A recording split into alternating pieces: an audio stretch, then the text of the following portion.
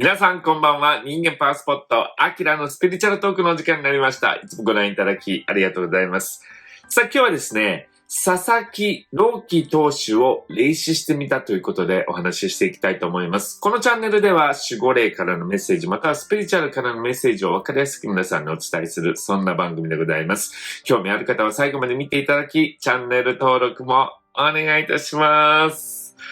さあ、ロサンゼルスのドジャースにね、マイナー契約を結んで、この間会見なども行われてました、佐々木投手ですけども、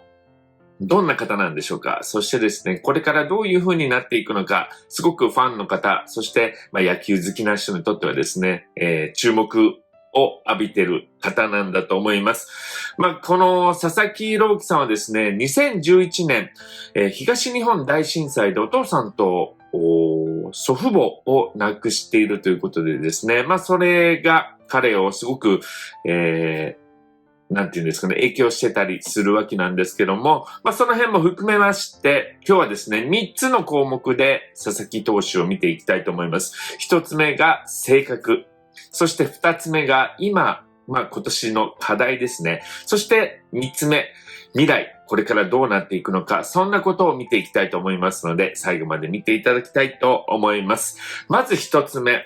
1つ目はですね、性格です。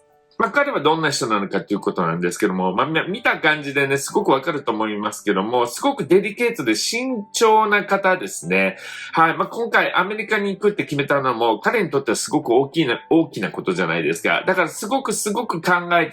てどうしようかって悩んでですね、出した結果だと思うんですね。ですから彼の場合は、でも今回、多分、アメリカとかに行ってですね、大きなところで自分を試してみたいっていう思いがすごく強かった。ね。で、それだけではなくていろんな周りの状況とか考えてですね、行くべきかどうかっていうのをすごく考えたと思うんですが、でも、自分の魂が奥底でですね、やっぱりもっと若いうちに、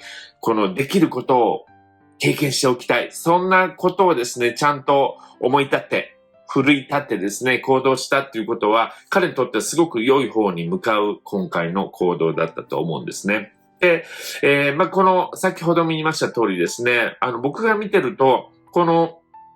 佐々木投手の周りにおじいちゃんおばあちゃんがすごくわーっと現れていつも見てるんですね。ニコニコして見ていらっしゃるんです。多分この東日本大震災でですね、亡くなったおじいちゃんおばあちゃんだと思うんですけども、すごく可愛かったんだと思うんですよね。そして、彼自身もすごくおばあちゃん子、おじいちゃん子だったと思うんですよ。だから、その思いっていうのかな、が届いてですね、おじいちゃんおばあちゃんがすごく守っている、助けようとしているというのが見えてくるわけなんですね。それは素晴らしいことなんです。だから彼の優しい、性格ですね、そういうものもそこに現れてきているんだと思います。はい。なので、彼の性格っていうのは、慎重で、そういう、おばあちゃん子で優しい方なんですね。で、これから、アメリカで頑張るとなるとですね、また、強い自分というものが必要になってくるわけなんですね。野球に関してはすごく、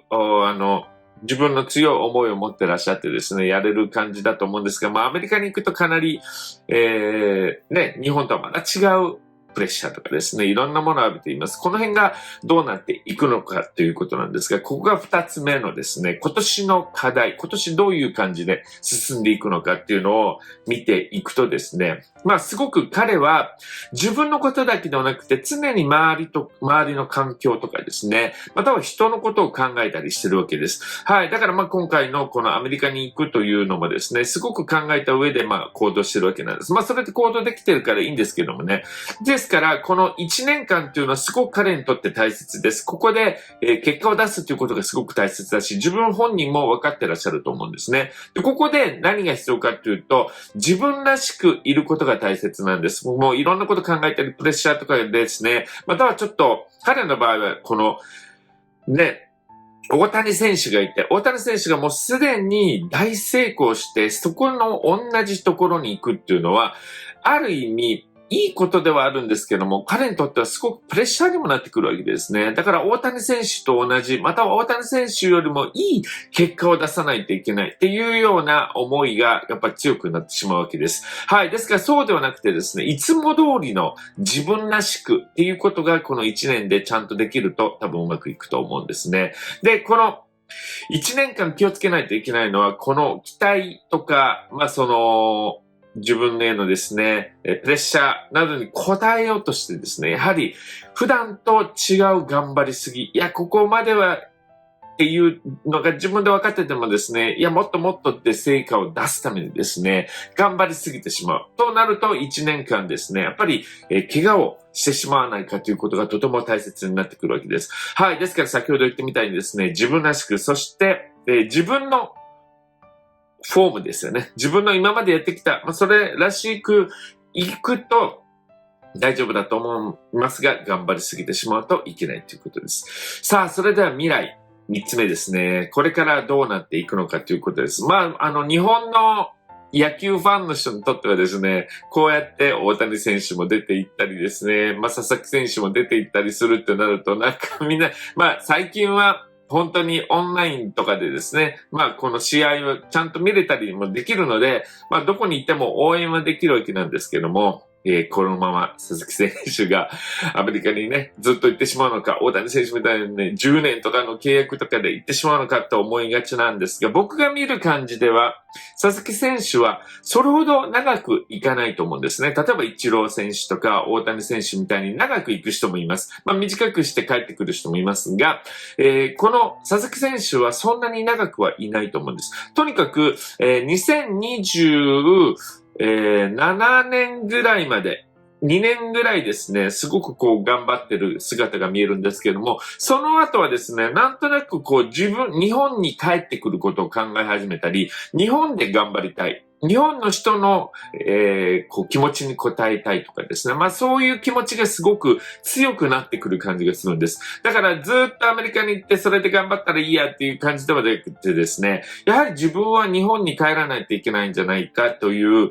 思いが強くなって帰ってくる感じがするんですね。はい。ですからそんだけ長くですね、行ってしまって10年とかそんな感じで、行ってしまって、もう日本ではあまり見れなくなるのかなっていう感じではないような感じがします。ただ、彼にとってはですね、最初から言ってますけども、今回このアメリカに行ったっていうのは彼のやっぱり魂の中でですね、すごく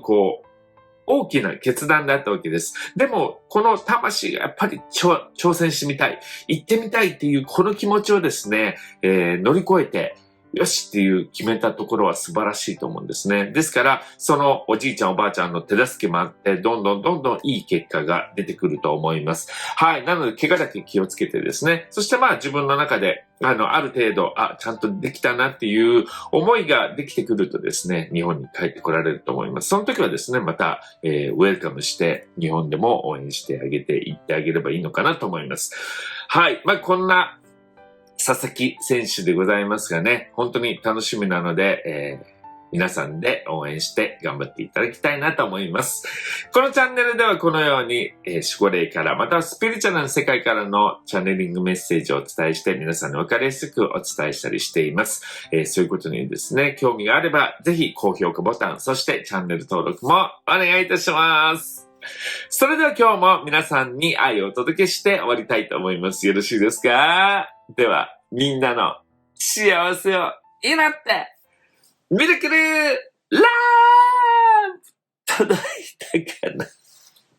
それではまたお会いしましょう。さよなら。